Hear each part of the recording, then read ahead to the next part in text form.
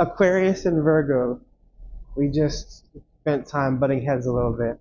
And I think it was awesome. I think it was awesome.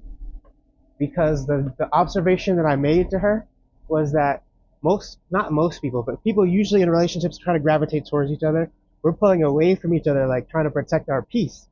Oh, I don't like that. I want to protect my peace. I don't like that. I want to protect my peace, you know? Hold on, let me flip the camera. So yeah, we were protecting our peace. So what did I learn today? Well, I was gonna work on editing the vlog, but like my peace was a little bit, not threatened, but it was thrown off a little bit. And so I had to kind of like take some time to reflect on the relationship itself. Today was a beautiful day. Went to Stonewall with my sister, wasn't expecting that. Went to that queer art museum. It was great, you know? Right now I'm coming back to the shelter. I'm about to get lit with the guys, about to play music, smoke. It's gonna be great too. I think it's interesting to see dating as the inverse of what it's been so far, right? Dating in the past is like, I'm excited about this. I might be excited about the fact that this guy has money. I might be excited about the fact that this woman has C cups. You know, and so people get excited and then they try to make things work, you know, based on what they're excited about.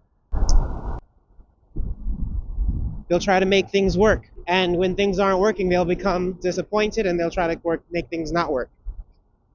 What we just did was we were finding that we didn't like certain things, right? We were incompatible in certain ways, or we had different desires.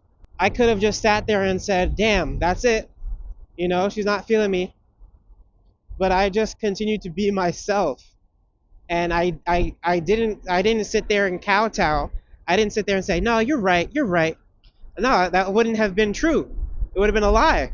So I was actually argumentative a little bit, like, no, this is the truth. I wasn't trying to argue for the sake of argument. I was trying to argue for the sake of saying, this is what really happened. I want you to know the truth. I want you to understand the truth so you don't think I'm just crazy, you know? And so that's what our date was comprised of.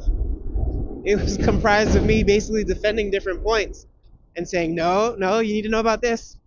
And one of the main things I was talking about was I gave the analogy of a soccer player. And I said, you know, soccer players, they have to spend about 7 hours a day working on their craft in order to be elite enough to compete on an elite level. You know, they don't work a day job and then become soccer players at night. And I said, that's why I don't work as much. I'm trying to save my energy, trying to save my strength, trying to save my focus for entrepreneurship. I don't want to be a teacher. I want to be an entrepreneur. You spend the hours on the thing that you want to do the most. It's a mindset shift that not everybody has. But that's my mindset. My mindset is that I want to be successful as an entrepreneur. And that's something that I'm spending the next 3 weeks focusing on, that proposal. If I were to say, oh, now I want to have money so I can go on dates, I wouldn't be focusing on that proposal and it would never get done. The amount of time that it deserves is the amount of time I'm giving to it. This is one of the reasons I don't date, is because women can come and expect to have fun experiences, and I'm like, I'm just trying to chill. I'm not trying to spend money. So this is the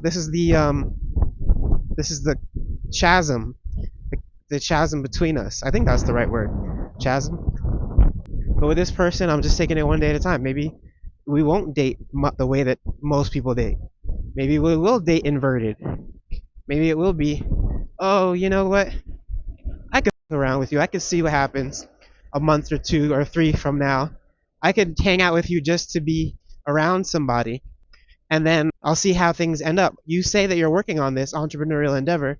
I'll f with you for a bit. I'll mess with you for a bit. I'll try you out for a bit. That's what I'm hoping happens. But if it doesn't happen, then it's an oh well situation. Every single person who doesn't date you before you achieve success is simply an oh well situation, right? Oh well.